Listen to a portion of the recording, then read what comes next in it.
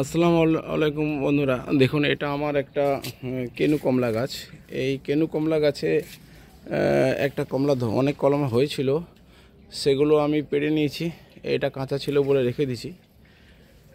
এই গাছে আমি আপনার ভাতের প্রয়োগ করব।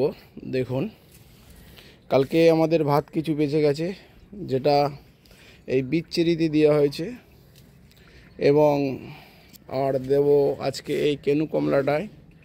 দেখুন, এই ভাত দেওয়ার জন্য আমরা গোড়াটাকে একটু ভালো করে খুঁড়ে নিয়েছি, গাছের গোড়াটাকে ভালো করে খুঁড়ে নিয়েছি, একটু মাটিটা পরিষ্কার করে দিয়েছি। দেওয়ার পরে আমরা ভাতগুলো দিচ্ছি।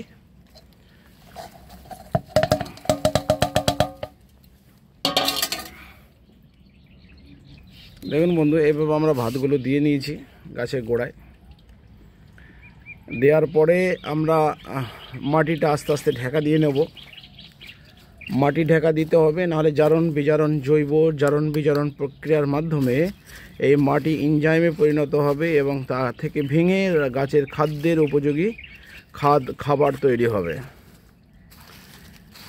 পেঁয়াজের খোলা দেওয়া আছে, লেবুর খোলা দেওয়া আছে, সবই এগুলো উচ্ছিষ্টগুলো আমরা দিয়ে দিই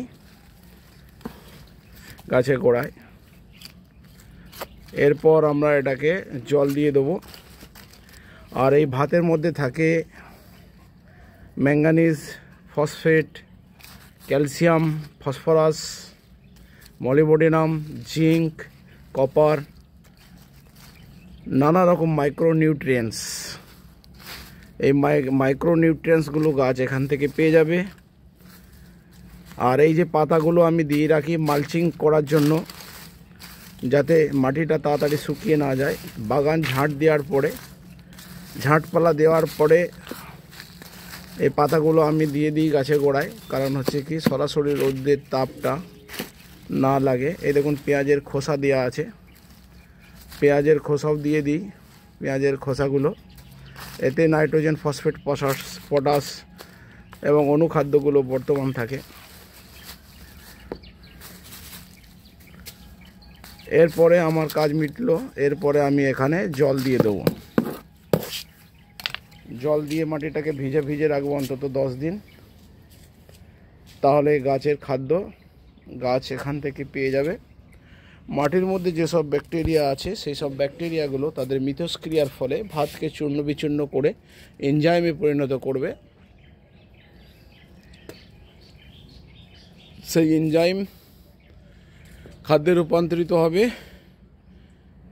এনজাইমের মাধ্যমে খাদ্যে রূপান্তরিত হবে এবং ভাত থেকে পাবে phosphorus, calcium, molybdenum, zinc, sulphate, copper, iron, বিভিন্ন অনুখাদ্য গাছ গ্রহণ করতে পারবে। এটা আমার রয়েছে একটা হাফ ড্রামে। ঠিক আছে বন্ধু, এই বলে ভিডিও থেকে আসছি। খোদা হাফেজ।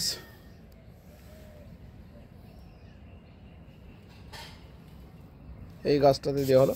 এবার আমরা এটা একটু জল দিয়ে নেব। জল না দিলে কাজ হবে না বন্ধু, জল দিয়ে নিতে হবে। দেখুন, আমরা গাছে জল দিয়ে নিচ্ছি। আমার সমস্ত গাছের জল এই পাইপের মাধ্যমেই দিয়ে থাকি।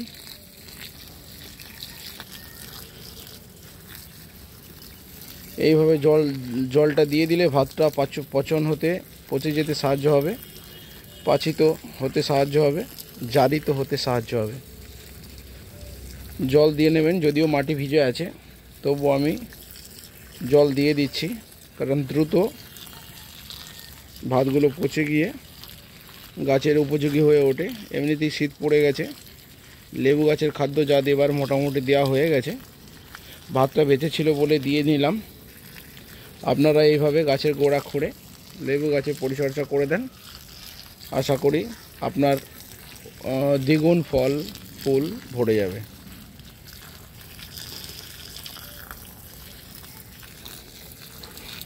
ঠিক আছে বন্ধু, ভিডিও থেকে আসছি। লাইক, শেয়ার, কমেন্ট এবং সাবস্ক্রাইবের অনুরোধ রইল বারবারের মতো এবারেও। সকলের সুস্থতা কামনা করে ভিডিও থেকে আসছি। খোদা হাফেজ। এরপরে আমার কিছু ভেজিটেবল ইন্টস ছিল, ভেজিটেবলের উচ্ছিষ্ট ছিল, সেগুলো আমি 4-5 দিনের জমানো ছিল, সেগুলো আমি দিয়ে নিলাম। দেখুন সেগুলো আমি গাছের গোড়ায় দিয়ে দিয়েছি, এগুলো দিয়ে জল দিয়ে দিয়েছি।